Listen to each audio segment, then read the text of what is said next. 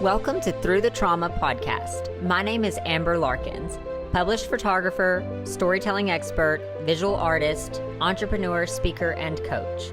This podcast was born from one question: how do I get inspiring stories of triumph out to the people who need to hear them the most? Come with me, enter my world, where lives are getting changed, heroes are getting developed, and greatness is being achieved. Hello, and welcome to another episode of Through the Trauma podcast. I'm Amber, your host, and today I have with me Mr. Elwin Robinson. He is very passionate about helping people reverse the signs of premature aging, and he has a very interesting way in which he does this. So I am very excited to get into this conversation because he runs a podcast himself called the Rejuvenation Podcast, where he dives into genetics and DNA and all the things that is probably over my head, but I'm going to learn more about it today. So, Elwin, thank you so much for coming on today and sharing with us. Thank you. It's a pleasure. Like I was saying before we start recording, I usually do more health-focused podcasts, but I think that actually addressing and overcoming trauma is extremely important, not just for the person, but I think for the world. And in fact, often it has a big impact on health as well. So yeah, very happy to speak on this topic. Yeah, I'm excited to get into it too. I think sometimes people avoid the root problem. And I feel like this is probably a big emphasis on root issues and how to really go to the root of some issues. So I'm excited to hear your take on all of that and how you even got interested in genetics. So, both my parents were into health. My dad was a scientist, a biochemist. Both of them were teachers, but they were, dysfunctional people. My dad almost killed me when I was 1 year old by shaking me. Apparently, I stopped breathing.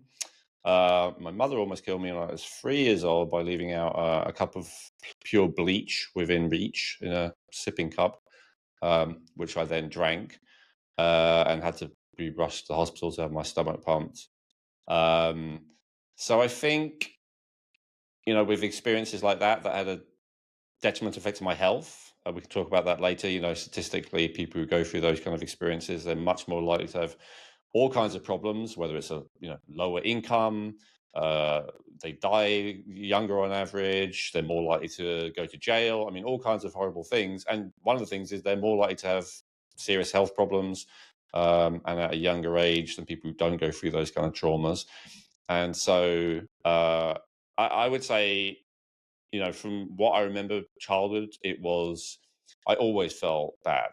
I would say I was very much in a victim state of consciousness. And to some degree, it's excusable when you're a child because you really can't escape, like you're with your parents. I think when you're an adult, there's much more of a case to be made that, it's important to learn to look at the positive instead of the negative, all of that kind of stuff that you might hear from a therapist or from a personal development teacher or whatever else it might be. But when you're a child, you're kind of trapped, and that's exactly how I felt. And so throughout most of my childhood, it was pretty bleak and pretty miserable. And I used to fantasize about dying a lot. I never killing myself. I never told anyone. It was not a cry for help because I literally did not tell one person. But there was a lot of just, I wish I wasn't alive, and that really went on. And then when I was 19, I had a kind of spiritual experience, stroke, psychotic break. It's hard to say. I was never diagnosed with anything, but I started to see life in a very different way, and it was mostly positive, to be honest, despite me just saying psychotic break. Like I say that because I started believing I could see connections between everything and all this kind of stuff, like kind of spiritual stuff. But a lot of positive stuff happened. I snapped out of that victim state of consciousness. At least I wasn't totally submerged in it like before. I started to think, oh, maybe I could, improve my life. Maybe I could, do something different. Maybe I could be happy. Maybe, those kind of thoughts first started appearing in my mind, whereas they'd never been there before.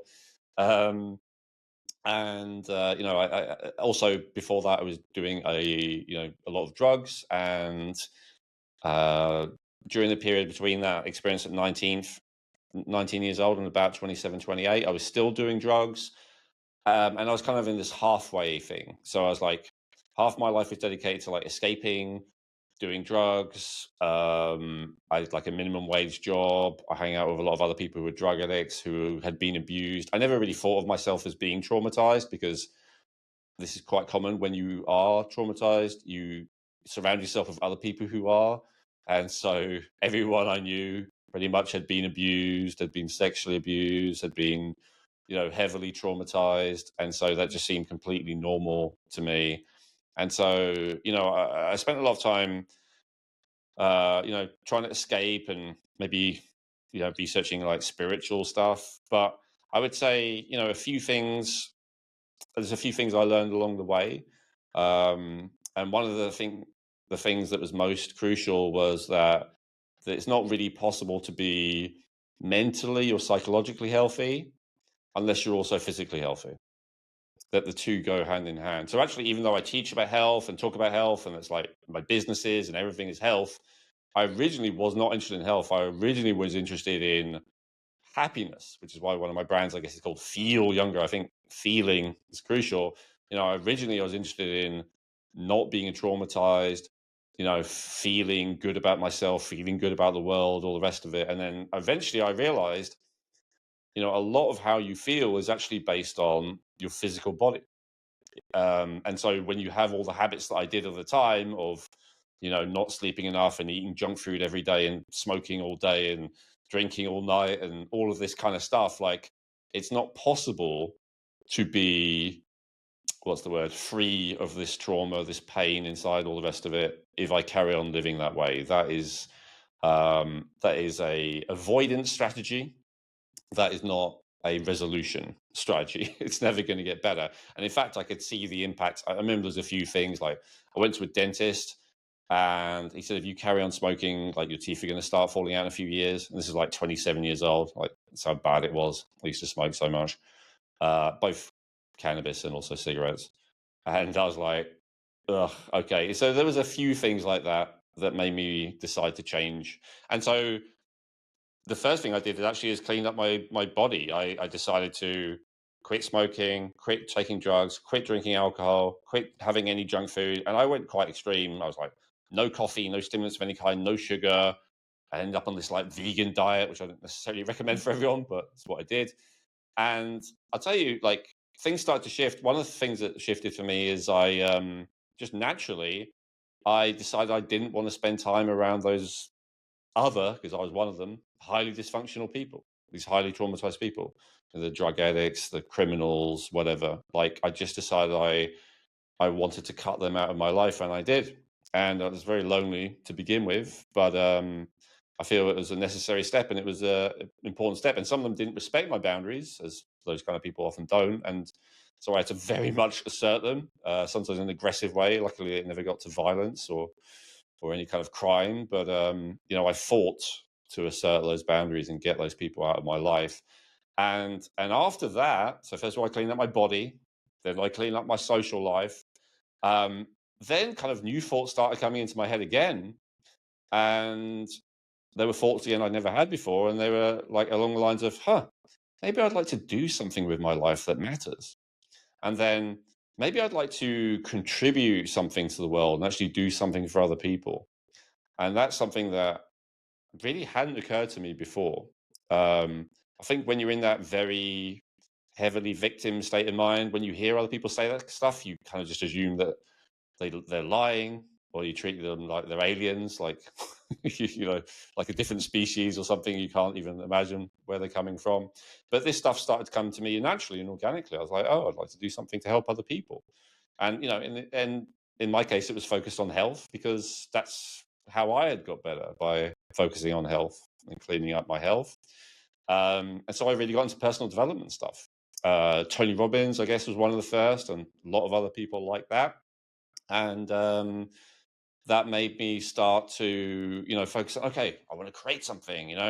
What do I want to do? I want to create a book. I want to create a business. This kind of stuff. And then after a while, I did that. And first of all, I was a chef back when I was a minimum wage worker, drug addict. So first of all, I was like, okay, I'll be a chef like at a health food restaurant instead, you know. And then I invested some money in the health food restaurant, and then I lost all that money. And that wasn't great. But I learned some stuff along the way about how not to run a business, and I made a few contacts, and then I started a health-based business, and it was actually successful. And people would come to me for help. I started putting videos on YouTube. This is back in 2009, and that was just starting, and seeing clients. And then I kept saying the same thing over and over again to clients. So eventually I was like, maybe I should write this down. So I made my first book. And then people kept asking, where do I get these supplements you recommend and stuff? So eventually I was like, oh, I suppose I should have my own supplement store. So it's all very organic, and it, I guess it all came from that original place. And so for a long time, for about almost 10 years at least, I guess, I was very focused on health, and I was very focused as well on personal development. But I hadn't fully understood the connection between the two, I think, which is what I want to bring up. So I think I definitely overcame a significant degree of trauma and became a very different, unrecognizable person to that person I was before in all kinds of ways. People don't usually have such a radical turnaround purely by learning to use my mind differently, It's the NLP and the affirmations and all of that kind of stuff. And what I understand that as now is like, rather than my brain going down the old neuronal pathways of thinking, like, I'm a victim, there's nothing I can do, I can't, all that kind of stuff, it started going down different paths, I can, and I want to help and whatever, right? And it takes quite a lot of discipline and practice and all that to go down the positive paths instead of the negative paths. When you have been traumatized, the more traumatized you've been, the more difficult that is. But, over time, I got better and better at it. And I think I meet a lot of people who are in that position, and I was doing meditation, I was doing breath work, and I was doing yoga, and I was doing seminars, and I would spend, 2 hours every morning getting myself into a good state of mind and all of that kind of stuff. But honestly, Amber, it was always a struggle. And I heard a lot of people like Tony Robbins talk about how important it is to feel grateful, for instance. But, oh my God, it's not easy when you have been through the kind of background. Like your default setting is kind of, fear and resentment when you've been through a lot of trauma, not gratitude. It's very difficult to feel. You can kind of do it with your mind, like, okay, there are other people worse off than me. I can compare myself to them and feel grateful, and could try and think of something that I could be grateful for. So you can kind of do it, but it creates a lot of effort. Do you know what I mean? Like, it's not organic. And I would say the biggest thing that I realized, and genetics really helped with that. So, that's one of the businesses I may talk about with you today. I realized that, yes, half of it is learning to think differently. So creating those new neuronal pathways. But the other part, and I think this is a huge part of overcoming trauma, is to balance or rebalance. And I say it that way because some people are born imbalanced genetically, so they never experience balance, but balance or rebalance your biochemistry. And so what I mean by that is when you've been through a lot of trauma, certain biochemical things almost always happen. Person goes into a sympathetic state. You probably heard that before, fight or flight state. It's actually fight, flight, freeze, or fawn. Different people do different things. Some people, and let me explain those a little bit more. Fight state is angry. So if you're the kind of person who's always picking a fight, or maybe you believe you're never picking a fight, but somehow you're constantly in confrontations with people, that's because you're probably in the that fight state to some degree. Flight is, literally running away, avoidant, I guess. Avoidant personality is what they might call it in psychology if it's pathological, right? Avoidant personality syndrome. Avoidant personality disorder. The third is freeze. And so I think in psychology, they would call that disassociation. So that's where people go into a bit of a shutdown state. And in the physiology world these days, we call that a dorsal vagal state. And it's literally like a bit of a hibernation state. And so I correspond that a lot with depression. People who are depressed don't want to get up, feel they have no energy to get out of bed, don't want to get out of bed, life is pointless. If there's a heavy feeling of futility, if you feel very heavy, there probably is some physiology that goes along with that. You probably have, a slow metabolism. You might have a slow heart rate, things like that. And then the last one is fawn, and that's more like a people-pleasing thing, being highly agreeable, like wanting to make everyone like you so that they don't hurt you.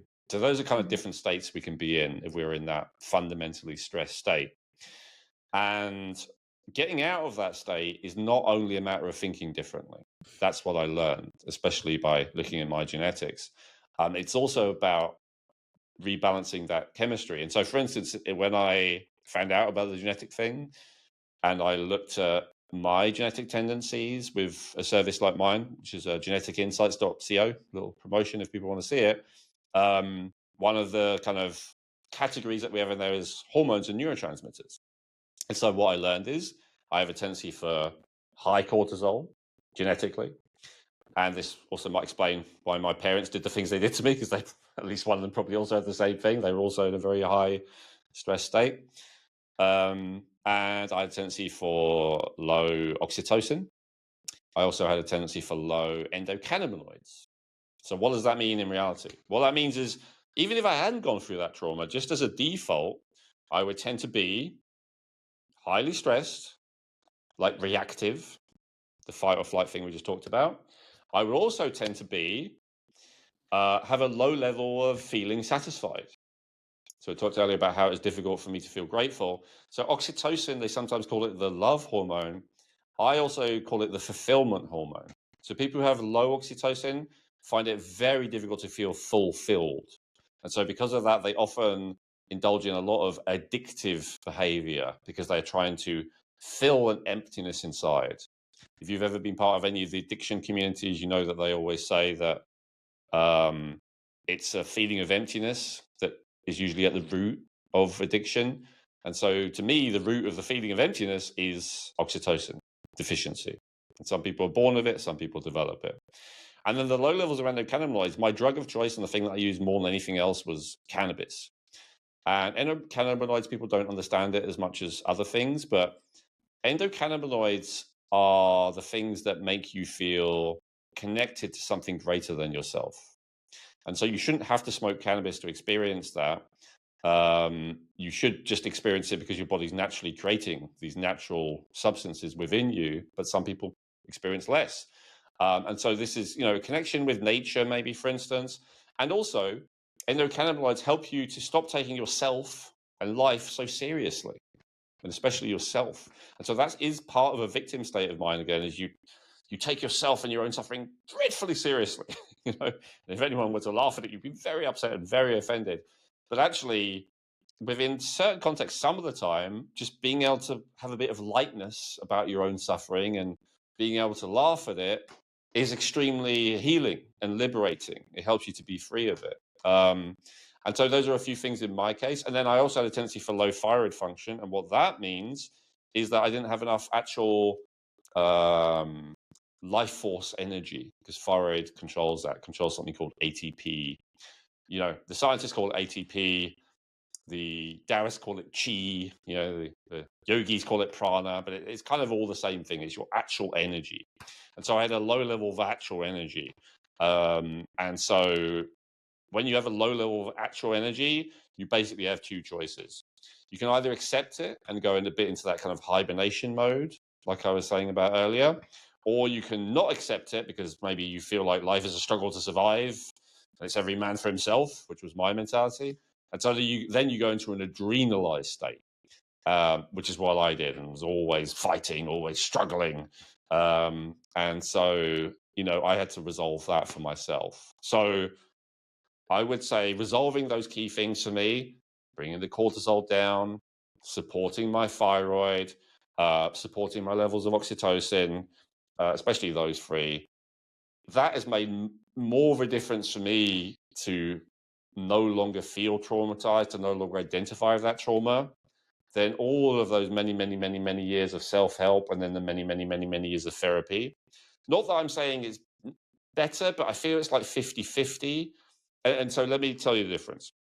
If the problem is the way you're using your brain, then what it is like if someone, like if you talk to someone and they're highly traumatized, and then you try and help them to think about things in a more constructive way, and they're resistant because they're so determined to think about things in a highly self-defeating way, then the problem is more the brain.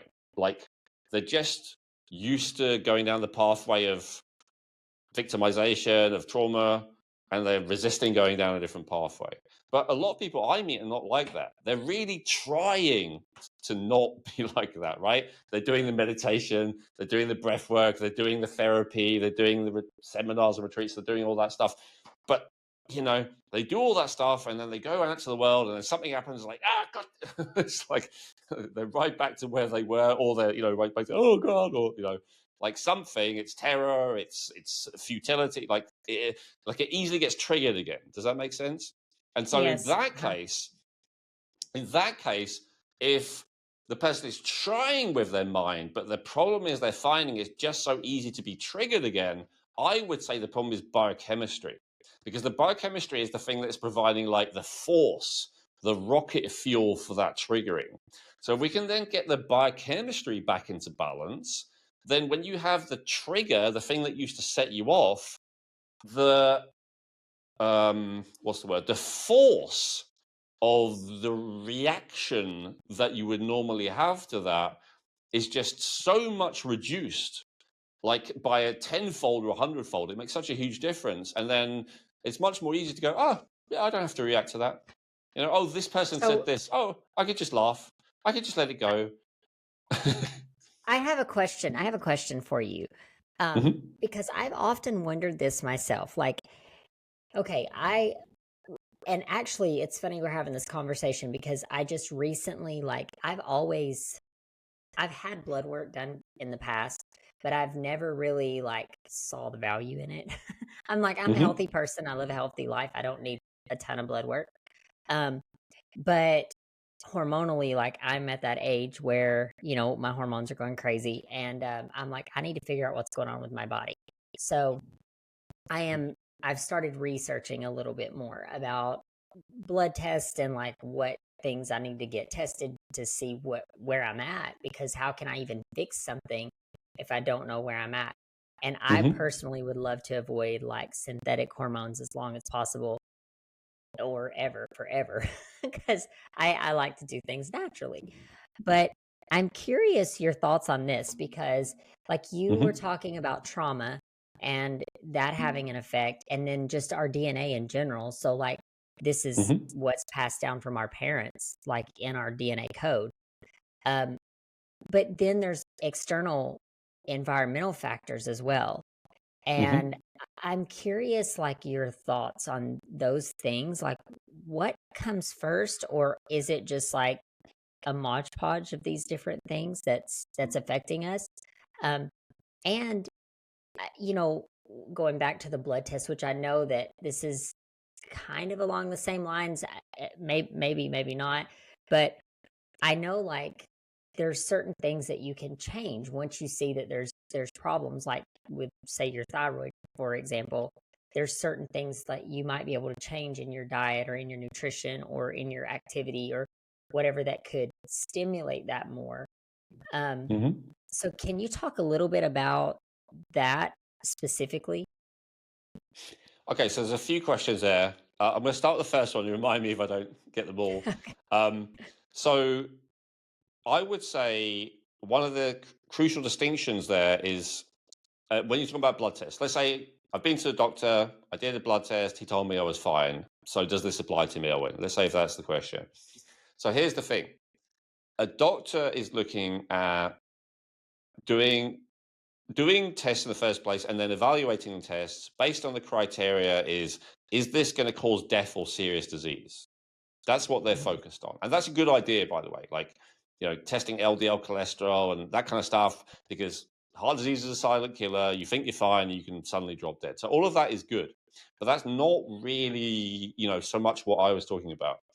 And so if you're interested in more the element of feeling better emotionally, physiologically, as opposed to preventing death, and both are important, your normal doctor has no idea about that. No concept. And the normal So test that they do. so I agree with you. I have a friend who actually referred me to a specific blood like place that pulls your blood, and they test for all these things that the doctor won't even test for. Mhm. Because and she said I took this to my general practitioner, and my general practitioner didn't even know how to read this. So Mm. you have to get like experts to read this. But um, real fast, because you brought this up. I'm Mhm. curious, like if you do the more intense like blood panels, it and this is like a twofold question. So isn't the blood an indicator of what is truly happening in our body, but we just have to be able to test the right things inside of the blood, or no? It's usually the best indicator. Sometimes saliva is better, sometimes urine's better, sometimes stool's better. Those are usually your options. But yeah, I prefer blood in most cases. Yeah. Um, Mm. the part of the challenge that I was going to get to there is, yeah, being able to read it at all, as you said. But a lot of the time as well, their reading of it is going to be from the framework of, if we do nothing, is this person going to develop a serious life-threatening disease? And if the answer is no, they tell you you're fine. Whereas you go to a doctor whose specialism and focuses on optimization and helping you feel as good as possible, they might look at exactly the same result and go, oh, this would explain why you're tired all the time, why you feel cold, why you keep getting chronic infections, why you keep having digestive issues, why your sex drive is low, why you feel depressed, why you don't have energy when you first wake up, all of that kind of stuff. Whereas if a normal doctor sees it and they go, oh, you're not going to drop dead in the next 20 years based on this, you're fine. So it's a very different focus, if that makes sense. For sure, that Um, totally makes sense to me, because I think holistic medicine and westernized medicine is different. I mean, when you go to a westernized doctor, they want to put you on drugs. They want to have a pill fix everything. This is a problem. It's in I believe in our country. I mean, I know you're not in America, but I mean in my country in America, it is a big problem that there's an epidemic where people are just getting prescribed everything, and it's like then when there's side effects to that, they prescribe something else. And with side effects to that, they prescribe. And then what is that doing to our bodies? yeah, 100%. Yeah. Yeah, as I said, I wouldn't tar all doctors that brush. There are a minority who really are focused on optimizing and helping, and I work with a few of them where I do the genetic portion of it. But yeah, the vast majority, unfortunately, that is exactly what they're doing.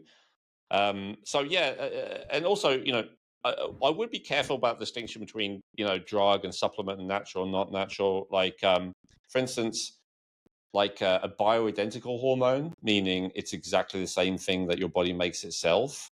Um, some people would be like, often it is prescription only, though not always, and especially your country, often it is available as a supplement, things like DHEA or pregnenolone. Um, some people would say, oh, well, that's not natural, it's a drug. I would say, if you're in a position where your body doesn't make enough of its own, and especially if you're in that position because you have a genetic um, variant that means that's just the way you are, then you can either choose to say, well, this is how nature has made me, and it means I suffer, but I'm going to stick with suffering for the rest of my life, and probably it's going to get worse and worse as I get older. Or you can say, you know what, nature or whatever has made it so that I don't make enough of my own of this thing to feel good. I can add something in that's bioidentical, so it's exactly the same thing as my body would make itself, but it's exogenous. It's from outside. And so an example of this for women who are at a certain age would be progesterone, bioidentical progesterone cream.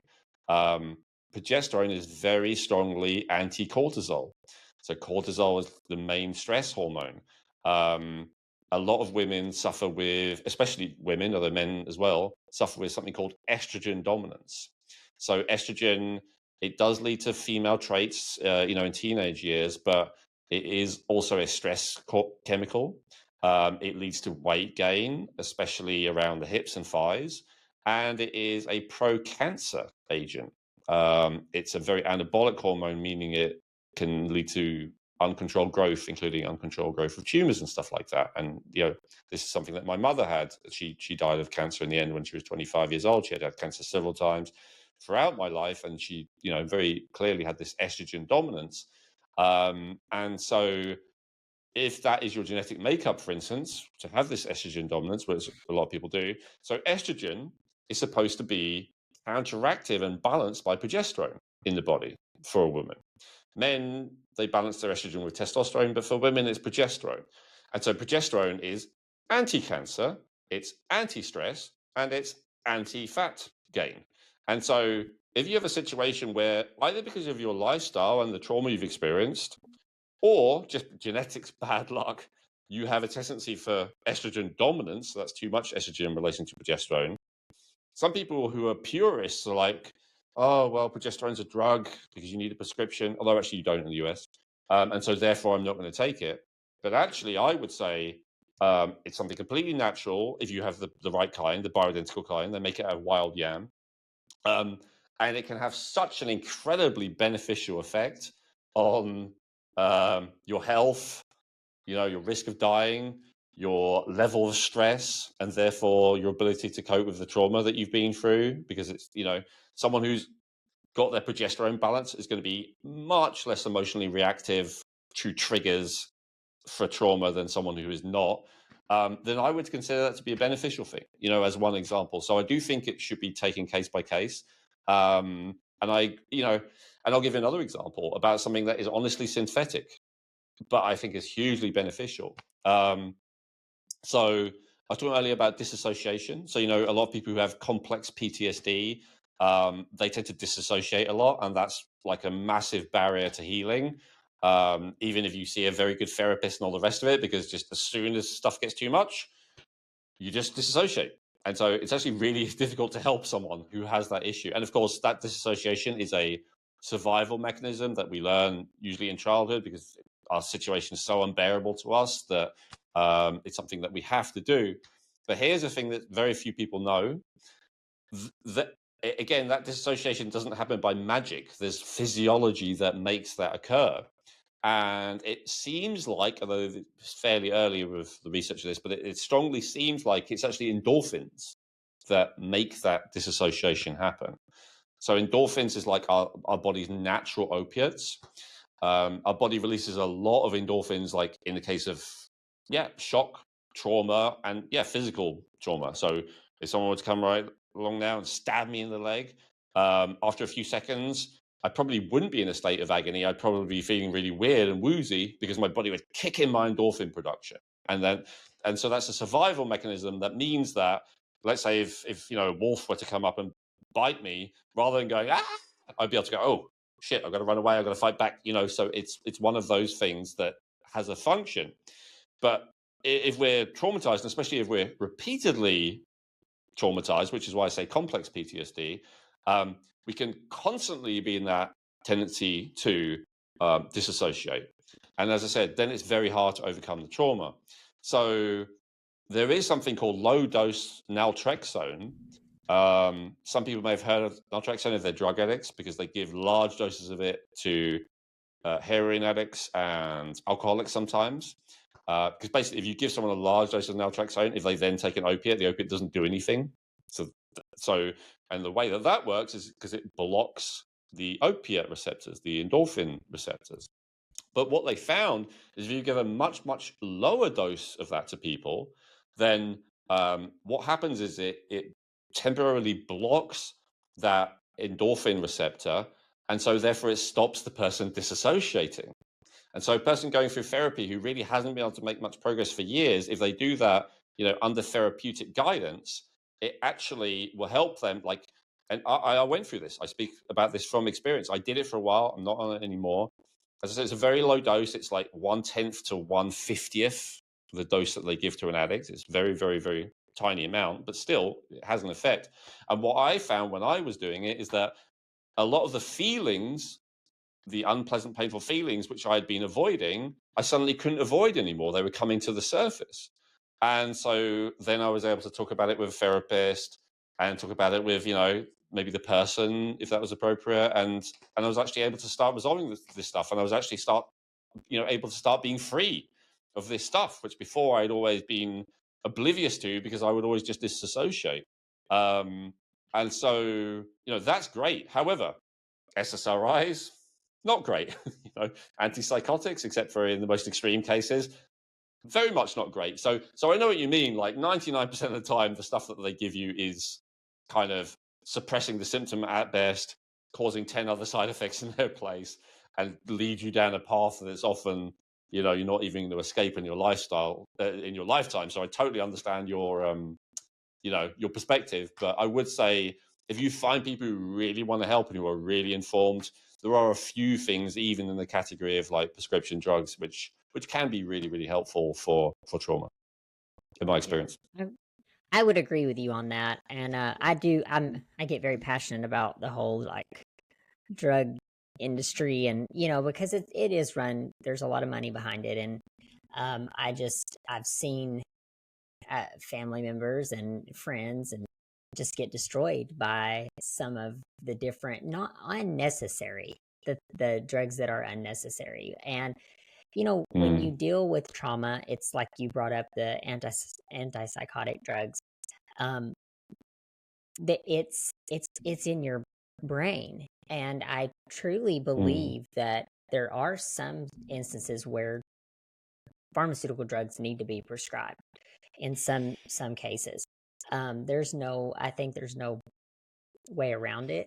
But then mm, to just quickly, like easily run to that as answer without exploring other means first, which goes back to like what I was saying about hormones. Like when mm, I started to realize, like, okay, something, I'm 44, something's starting to happen in my body, and I'm tired all the time. I'm losing my hair, like I'm doing all these things that having all these symptoms, and it's like, okay, well, what can I do to fix this? And maybe eventually, because we do live in a very toxic world. I mean, we're constantly what's in the food, what's in the air, what's in the water.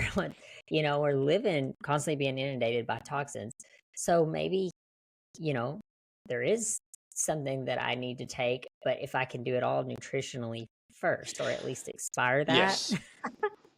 Yeah. So yeah, that's perfect. So that leads me perfectly into what I wanted to share. That's yeah. Thank you. So I 100% agree. So I have this system. I call it the Rejuvenate Blueprint. It's 7 steps. The key thing I think you said there is they are just treating the symptoms. I think that's the problem. I don't think it's drugs that the problem. I think it's the fact it's always the band-aids, right? Whereas what I was saying is my approach, and also, many of the doctors I work with, again, I don't want to pretend to be the only one, we're focused on finding the root cause, right? And if the root cause is a dysregulation with the endorphin system, like the example I gave earlier, then maybe a little bit of low dose naltrexone may be appropriate, right? So that's what I was saying. There are cases, or maybe the root cause is estrogen dominance, maybe progesterone is. But um, so in my system, like the first step I always look at is genetics. Like I want to understand what's going on. And, in our system, there's over 500 different reports will tell you if you have an increased need for every nutrient, vitamin B1, B2, B3, magnesium, like 50 different, 60 different nutrients, something like that. Like you might have an increased need for any of them. I'll give you an example, something that no one will ever think of. I had a client who had trauma. He had crippling anxiety for 40 years, his whole adult life. He was 59, I think. And crippling anxiety, almost agoraphobic, related to early life trauma. I looked at his genetics. I could see a lot that potentially could be improved. But I said, look, first step, you have an increased need you have a couple of hormones that are likely to be out of balance. He did some blood tests, confirms that they actually were. So genetics pointed to the probability, but we still wanted to confirm a blood test. But then with his nutrition, I could see there's like a handful of nutrients that he had an increased need for genetically. And then when I asked him about his diet, I actually saw that he probably had quite a low amount of those nutrients, or one particular one, especially kind of two, in his diet. And so I said, and it was glycine. So glycine, you probably haven't even heard of it. It's an amino acid. It's a unusual one because it kind of tastes like white sugar. But amino acid means it's a building block of protein. And it's especially rich in like collagen. So people who have a lot of animal connective tissue, like when you eat the whole animal, or bone broth, that kind of thing, that's high in it. But a lot of people don't have that these days. Maybe they're vegetarian, or maybe they only eat the muscle meat, like your chicken breast or your steak. So a lot of people have quite deficient diets in glycine. Anyway, he did, but he also had an increased need for it. I said, get some glycine. I gave both the dietary option, but I also gave the supplement recommendation, and he did both. And then I recommended a doctor for other stuff. He hadn't even seen the doctor yet because she was busy and blah, blah, blah. But he came back to me a few weeks ago. He goes, I feel better than I have in 40 years. Like, my anxiety is just gone. And he said, like, before I could barely leave the house, I went to a concert, I went on public transport, I went to the trains at night, and thousands of people around me, and I had no anxiety. Glycine is a calming, it's an amino acid, but it's also a calming neurotransmitter. So in his case, and he said, I've spent literally hundreds of thousands on different therapies over the years. And it's like glycine ends up. Now, I'm not saying to anyone listening to this that if you have severe crippling anxiety, that glycine will be the thing for you. It's possible, but it's unlikely. But the point is, like, finding out what that one thing is, right? So for him, it may be glycine. For you, it may be progesterone, just guessing, like for different people, it can be different things, but finding out what the right thing is and giving that to the person can be, and in my experience, often is life-changing. And to go back to your point, the second step in my 7-step process is nutrition. Because absolutely, if we can fix the person, as we did, at least in that case with that person with that problem, with just a nutrient, that's ideal, right? Saved him money. He didn't have to go to a doctor, didn't have to get a prescription, doesn't have to deal with that stuff. He can literally get glycine. I think it's like $10 a pound from a supplement store, and he can get it naturally anyway if he wants to eat a lot of high collagen foods, like I was saying. So, like, yeah, absolutely, that's my first practical step, is the nutritional building blocks. And then, yeah, the next step after that is toxins. So for me, one of the issues I had is, as I think I revealed earlier, I was more on the aggressive side of the spectrum, right? I tend to react with anger rather than disassociating, although I did it a bit, rather than running away, although I did it a bit. But I was just, right? That would be my natural response, getting frustrated, impatient, all that kind of stuff. Never really violent, but always like ready for an argument. And so there's lots of reasons for that. Someone trying to kill you will do that to you, all that kind of stuff. I had plenty of excuses. And, and I was also bullied throughout my childhood and, all kinds of stuff, beaten by my dad. But I'd done lots of work on myself since then. And I still had that tendency. Anyway, I looked at my genetic reports. I saw, and around this time, I also had this really crippling digestive pain. That's what led me into learning about genetics. This is about 5 years ago, something like that, it started. So I looked at my genetic reports. I saw I had a tendency for high levels of lead because my body was not good at detoxifying a heavy metal called lead, right? And so I'd actually tested for this before with like a hair test and a urine test, but it goes back to your earlier question, what's the best kind of test? I was like, you know what? It's really expensive, but I'm going to do a blood test because that's the most foolproof way. I did it, and I actually had sky-high levels of lead in my blood. So I was 10 times what the maximum should be, and it was so high, if it had been a bit higher, it would have meant acute hospitalization. And I won't go through the whole story, but I will just say, other than abdominal pain and fatigue and all the things I was going through, one of the side effects of lead poisoning is aggression, famously so. It's interesting that we call aggressive music heavy metal. I don't know if that's a coincidence. But there's something about lead anyway that is known to make people aggressive, just like there's something about mercury that's known to make people crazy. And so I started to deal with that problem. Long story short, when my level was 27, it was really hard for me to not get angry when I was triggered. Now my level is down to 5. It's still not optimal.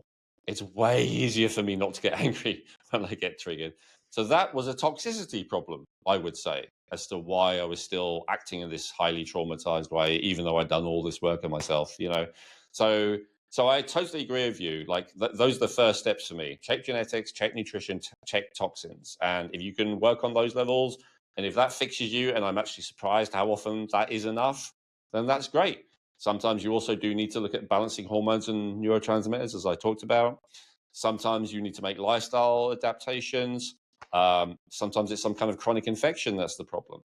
So for instance, in your gut, a lot of bacteria and other things that are in your gut, the so-called bad ones often create neurotransmitters that make you feel a certain way, so that you can have things in your gut creating histamine, which makes you allergic to a lot of stuff. But you could have ones in there creating noradrenaline, which is a stress chemical making you anxious. So if you feel more anxious every time you eat or after you eat certain foods, it might not be that you're imagining it. It might be you have an infection or something there, and every time you feed it certain foods, it creates loads of noradrenaline, of which some of it gets into your bloodstream and then makes you feel anxious. So there's all kinds of things like that most people, as you said, they'll just be like, oh, you're anxious, we'll give you some Xanax. Oh, you're depressed, we'll give you a SSRI. Oh, and usually it's got the word anti, right? Oh, you got an infection, we'll give you an antibiotic. Oh, you got an allergic reaction, we'll give you an antihistamine. We'll give you an antidepressant. So anti. Your stomach's bothering you every time you get stressed, we'll give you an antacid, rather than looking at what is actually going on there, right? So it's anti. Most of the top selling drugs are all anti something, rather than actually looking at the root cause of what's going on, which I think was your point, which I wholeheartedly agree with. Yeah, I'm big on that as well. And like I said when we first, I don't know if I said this when we first started recording or before we jumped on here, but like I have always been a healthy person. So Mm. now, that it's like coming face to face with the reality that age it's a reality, like it's happening, like yeah, I'm getting older, and some people my age are suffering a lot of health problems, and I'm like, I want to do Most. get as much longevity out of life as I can. And I feel like Mm. I'm just getting started. Like I'm not ready to to expire or go downhill yet. I'm ready to, get started. And I want to be healthy and feel good. So I really love what you're doing because it's so important. Especially, it's like they say as you get older, you get wiser. Like, and I truly believe Mm. you got more experiences. You know, and it's such a shame that it's like the wiser you get, the more your body begins to deteriorate. But it doesn't Mm. have to be that way. And I love even what you say about helping people with the effects of premature aging. And it's not necessarily from an angle of like, so you can look younger, but it's actually so you can feel younger, so you can still Mm. do all the things you're used to doing without suffering through pain and the effects of aging that Yes. comes from abuse of things like food, alcohol, toxins that we're exposed to or whatever. So I love that. That's what I call my brand of the supplement brand, Feel Younger, which is feelyounger.net, because I felt exactly the same. And I think this might be something to do with, having trauma earlier in life, because I notice a lot of people who don't have early life trauma, they kind of, part of them like resents having to be an adult with all the responsibilities, and they kind of wish that they were young again. But I feel like people who have a lot of trauma early in life are like, oh, it's great being an adult. And as you say, they have a more positive attitude to aging in general. It's like, I'm gaining more and more wisdom and more, understanding about life and all that kind of stuff. And I think especially for people like us, we're like, I'm getting better and better now. I don't want my body falling apart just as I'm starting to actually enjoy life for the first time, right? Right. No, that's right on. I love that. So, like, back to, because I know you probably answered this in general, but like, I am curious this question. Do you think it's a combination? It's a combination of DNA, it's a combination of Oh, toxins, it's a yes. combination. I didn't really answer that, did I? Yeah, it's about it. Look, every case is different, but it's about 40 to 50% genetics and about 50 to 60% like lifestyle and environment from the point you've been born. So both are significant. Like, I said we have these 500 reports. So the report consists of two things. It consists of a risk score telling you what the chance is that you'll have a problem with this. But actually, most of the report is recommendations. Now, what would be the point of putting recommendations if it was all about genetics, right? There'd be no point. You'd just be stuck with it. So absolutely a big difference can come from what you actually do. the environment you're in, like literally the air you breathe, how clean it is, the food you eat, how clean it is, all of that kind of stuff, how nutritious it is. But I think people are often in like very polarized with this, Amber, as is often the case, and I like to kind of be in the middle. I think a lot of people either have the view of like, oh, my parents died of this, I'm probably going to die of this, there's nothing I can do, and that's it. Or on the other side, they're more like what I used to be, which is, especially people in the personal development world, like I create my own destiny, I can manifest the life that I want, all that kind of stuff. And then you don't want to hear about how there's anything holding you back from your genetics or from your family or your past or anything like that. And so, as I said, I started off being in the victim state where, oh, everything's just fake, there's nothing you can do. Then I went to the opposite extreme of I can create my own reality. And now I'm more in the middle, which I think is the more accurate, reasonable one, which is there are certain things that make things more difficult for me than other people. And conversely, there are certain things that make things more easy for me and difficult for other people. And that's actually really, really helpful to understand that. It helps you to have compassion for yourself when, again, you struggle with something that other people don't. But it also helps you to have compassion for others when they struggle with something that you don't. And so it's been really helpful for me, again, not just to get this genetic information for myself, but to get it for my wife and my friends and my business partners and my employees and family and a few of them that I still am connected with, because I can now understand. I used to be like, oh, why is this so hard for me? I'm so inferior. Da, da, da. I could get into that, and then I actually realized it's just in my genetics. That's what makes it more difficult. It's not an excuse, but it's a fact, right? So, Well, it's for very instance, logical. It's a yeah. logical thing as well. Like, I think people have to realize, like, if you compare yourself, if I stand next to even I mean, I'm an only child, but even if I had a sister, if I stand next to a sister and maybe she got genetics to have more beautiful hair, or maybe she got brown eyes and I got blue eyes, like, it's always, I mean, we see that when we look at, some people struggle with weight or other people Mm. struggle with mindset. Like, we all have these vices that we struggle with.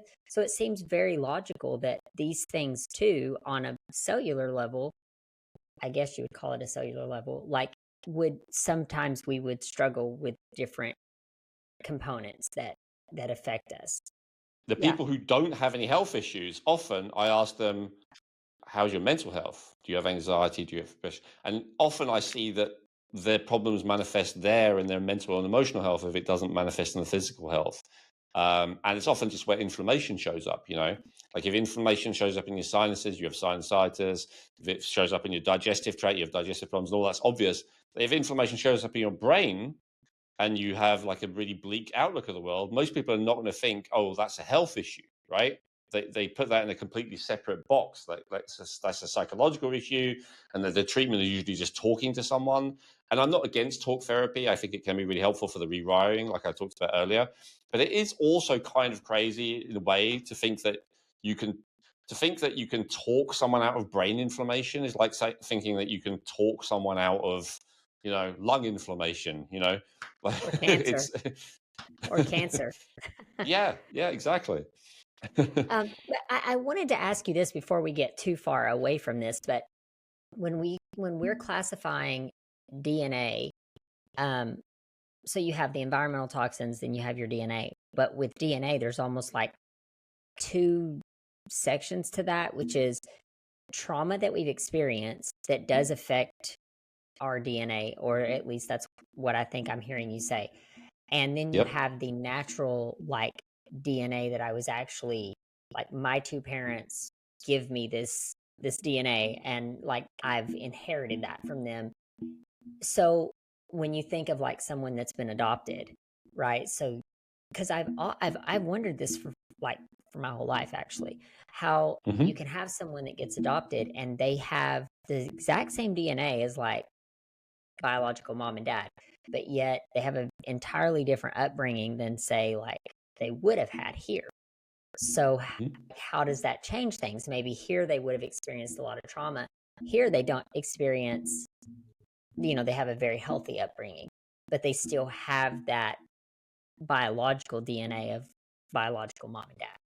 Yeah, like it changes some things more than other. That's definitely true. Like just because you're adopted by, someone say with a different race, that's not going to change your eye color or your skin color, right? It doesn't change other things either, like the IQ, for instance, like hardly at all, which is like your processing speed of your brain. So there's some things which don't change at all. There's some things that can change a lot. Most things are in the middle. Um, so, your chance of like heart disease, for instance, very common ones, like number one or two killer, um, a significant portion of that is genetic. So, if you're adopted, the diet that your parents and maybe your non-adopted brothers and sisters eat may be totally healthy for them, but for you, it may exacerbate your tendency to develop heart disease because you have different genetics. So there is that element to it. So does that make sense? Does that answer the question? Yep, yep, it does for sure. So really what you're saying is that the trauma, that is an environmental toxin as well, even though it's like a mental environmental toxin versus like nutrition is not. It's a physical um, toxin. Yeah, one of the 500 plus reports we have is actually trauma, and it's weird because it's like, well, based how could you predict if I have trauma based on my genetics? And of course, we can't predict that. We can't predict what will happen to you and what people will do to you. But what we can predict is how you will respond. So some people they have a report where it says you will respond you are sensitive to trauma and you will have a stronger reaction to trauma. Some people have genetics that says they will have a weaker reaction to trauma, like it will not phase them as much. And then some people are in the middle. Those are generally the three categories. And so we haven't proven this, but what I suspect in my theory would be that the people who are highly susceptible to trauma, where even what would appear objectively to be a small amount of trauma has a strong impact on them, that's probably because their parents and their parents' parents, like the ancestry, there is this tendency towards trauma. And so the person is kind of hyper responsive to this. So that would be my theory of it. I mean, some people you could hypothesize the other way that if your whole lineage has been through a lot of trauma, maybe you'll be more resilient to it. That's something that in theory makes sense, but in reality, it doesn't seem to be the case. Like the reality is all the trauma, it may strengthen your spirit, and I believe it does, but it doesn't really strengthen the body. Remember I used to Gotcha. argue with someone about this. He said to me, he was a really tough guy, he was a warrior type, and he goes, I think he goes, Elwin, you would benefit from taking on the kind of Nietzschean belief that what doesn't kill you makes you stronger. And I said, well, what about a stroke? That doesn't kill you, but it certainly doesn't make you stronger. And he goes, all right, I know. I realize it's not technically true. But, I think the distinction, what I later learned is it'll make you like all these traumas and hardships and challenges and all the rest, they can strengthen your spirit, just like you said earlier about, they can make you wiser. They can make you more resilient, potentially in terms of like, spiritually resilient, like you can see things in perspective and you don't take yourself so seriously and all that kind of stuff. But they're all kind of like shocks or insults to the body that it has to recover from. And so that's why my belief would be the more that your ancestors have been traumatized, the more sensitive to trauma you are yourself. And again, if you know that about yourself, if you know a lot about your close and maybe even further away ancestors, and you know there was a lot of trauma there, then that would be a reason to be more compassionate for yourself. And yeah, yes, it may be harder for you to get over it than your friend or whatever, but there's a reason for that. It's because you've got a lot more of that baggage going down the line than they do. And just like, maybe for you, it's harder to get over for trauma than them, but for you, it's easier to lose weight than them or whatever it might be. Everyone has their things that they're good at and bad at. Yeah, no, I love that. I agree with you 100% on that way. I've thought about this a lot. And I think it does go back to like we're all different people and we're all Mm, created differently to do different things while we're here on this earth. Like we have a destiny. I believe this. And so I believe that that makes perfect sense. That's why some of us have a more empathetic spirit. Some of us have a more sympathetic or whatever, like there's all these different qualities that we carry as human beings. And it's mm, like, um, we have those things for a purpose because you are a unique individual. So maybe those things that are deemed, sometimes the things that are deemed bad can actually be the thing that you were created to do. Like it's a gift to It's get actually a you gift. to do the thing. Yeah. Oh, I've got a great example of this, which is kind of quite well known. People can Google this. Like, there's a specific gene called COMT, COMT, and it's often referred to as the warrior gene. Although I prefer to call it the warrior wizard gene because it's kind of a little bit less negative on one side. But what it is it's this particular gene that breaks down stress chemicals like adrenaline, noradrenaline, and then also dopamine. And so some people break those stress chemicals down quickly, and some people break them down slowly. If you break those chemicals down quickly, you do very well, even in a very high stress, potentially traumatizing situation. So you could be in a war zone, for instance, and afterwards, maybe, you escape. An hour later, you're sitting there eating dinner, laughing, about the experience, like you're okay. Why? Because physiologically, that massive spike of adrenaline in your body very quickly cleared that away, and you're calm again, and you can function. Some people have the opposite gene. Their COMT works slowly, and so once their body releases adrenaline, the body is very slow at breaking that down, and that's why even something. This is where either one extreme trauma or even just lots of little traumas, like the adrenaline builds up, it doesn't go down much, and then it's up again, and then eventually it can end up being very high. And so I was more that slow comp type, and I say was because it is possible to adjust it with effort. And so I was one of those types that I wouldn't necessarily get more triggered than anyone else, despite the way I describe myself. I'd say I was average in that regard. But what I definitely had is once it was really hard for me to calm down. It was really hard for me to let it go, relax, forgive, forget, whatever it might be. I was in such a state for such a long time compared to other people who I noticed got just as triggered as me, but a while later, they've forgotten all about it, right? So, and I was always envious of those people. Oh, I wish I was more like that. I wish I was more resilient. I wish I could let things go. But then I learned about this gene. And then I realized, so I have more of this warrior, or what I call the wizard gene. Now, the reason I call it the wizard, and I think there's benefit to it, is this. What I learned is the ones who break down the stress chemicals really quickly, they seem to be superior. Certainly, if you're in a traumatic environment, they have an advantage. But here's the thing. One of the stress chemicals is dopamine. And dopamine, it's in the same category as adrenaline and noradrenaline. And dopamine is the main chemical that makes you feel motivated, passionate, enthusiastic, fired up, all of those kind of words. And so what I realized is the people who break down the stress chemicals quickly, they also break down the dopamine very quickly. And so, the kind of person who does very well within a chaotic, dramatic environment, but it also seems like they kind of seem to keep creating a chaotic, dramatic environment, consciously or subconsciously. Like they seem to thrive in it, but they also seem to not do very well when they're not in it. That's because certain kind of people, I remember hearing a boxer talking about this, and he talks about like the pay wasn't very good, and he often got really damaged, and all the rest of it. They're like, why do you keep doing it? And he goes, because unless I'm in the ring fighting, I'm just so bored. I was like, oh yeah, that is the epitome of a fast comped person. Like they have to be in that war-like environment or in that drama-like environment, maybe is the feminine equivalent of it. Otherwise, they are bored. And so they keep creating that situation for themselves. And often they might be diagnosed as, ADHD, like they can't concentrate, they can't focus if they just sit down in a quiet environment. And so what I actually realized is fast comped people are adapted to thrive in a chaotic, dangerous, stressful environment, but slow comp people are actually adapted to thrive in a peaceful, calm, friendly, tranquil environment.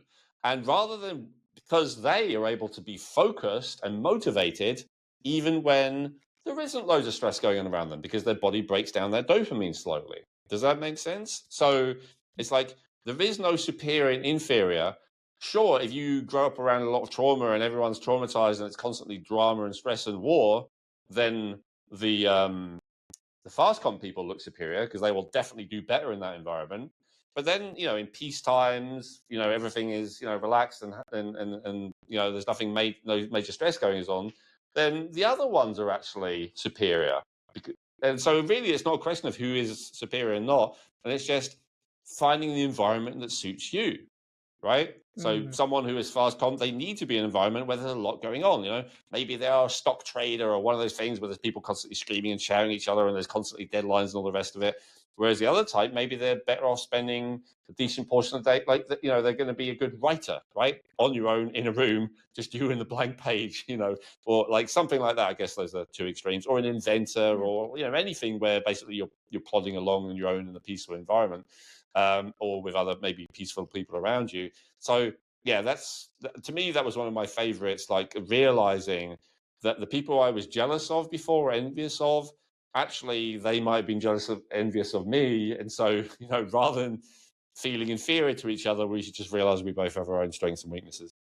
Yeah, I've experienced that as well. Myself with empathy specifically. Mm.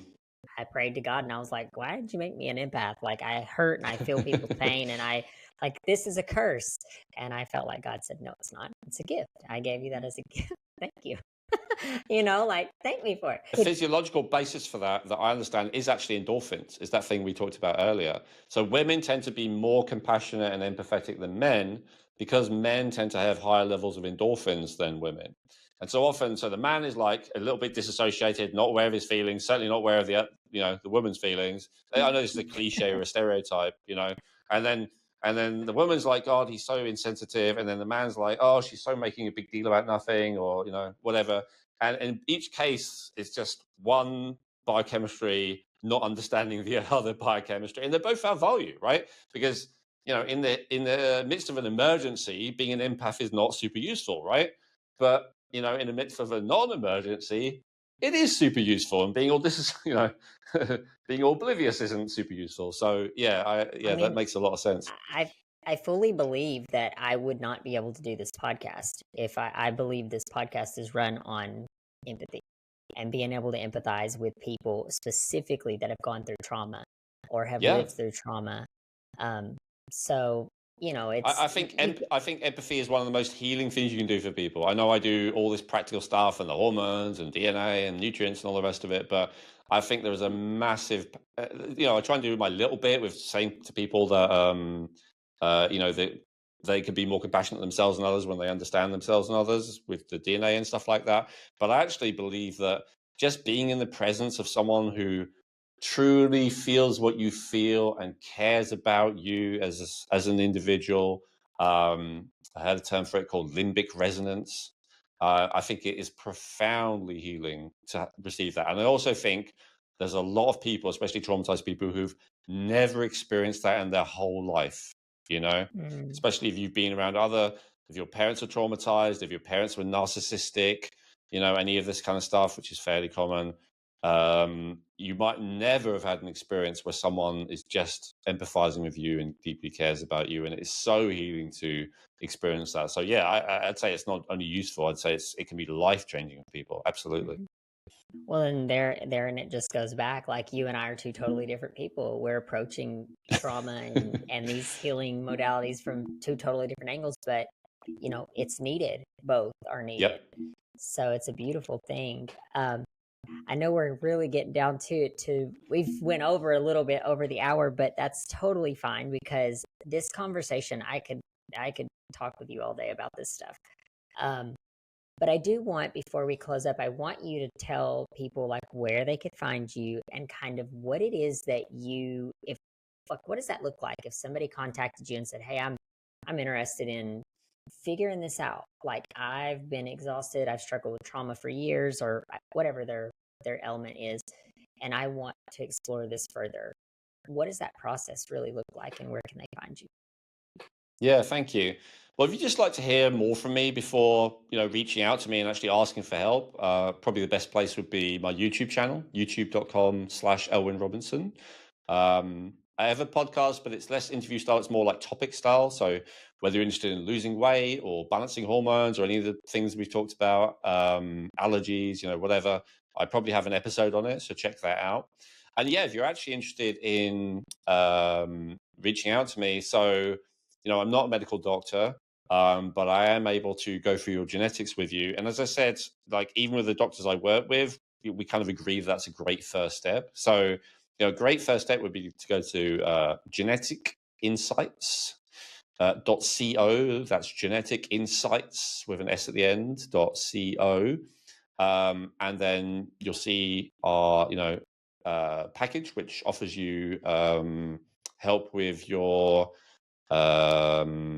understanding your genetics. So if you've ever done a service before, like 23andMe or Ancestry or any of those kind of things, it's super easy. You sign up with us, you'll get access to a membership site. You log into that, it'll say, please upload your genetic data. You can get that from any of those companies if you've ever done them before. You just email them and say, please send it to me, and they do. And then you upload that. Within a few hours, you get all this information. So it's very, very simple. You don't have to go to a doctor. You don't have to go to a phlebotomist. It's very simple in that case. And you can get results within a few hours. Once you get your results, you can look through them. And then should you wish to, you can reach out to me. You can book a consultation with me. I'm happy to guide you through them. It's a very user-friendly system. The reason I created Genetic Insights is I was amazed at the technology out there and what it could tell people and how much it could help, but I felt it was a bit too complicated. It was kind of more for people who already were practitioners, and it was also pretty expensive to get the good type. So my mission was, okay, I'm going to make a simplified version of this. I'm going to make it affordable for everyone. So that was the birth of Genetic Insights. So you don't need a consultation with me, but if you want one, if you want me to walk you through it, if you want a bit of guidance on what to start with, because we do provide an incredibly comprehensive amount of information, then you can book a consult with me. And then also if you do that, so let's say we see, you have this tendency, maybe hormones, for instance, that's something we've talked about.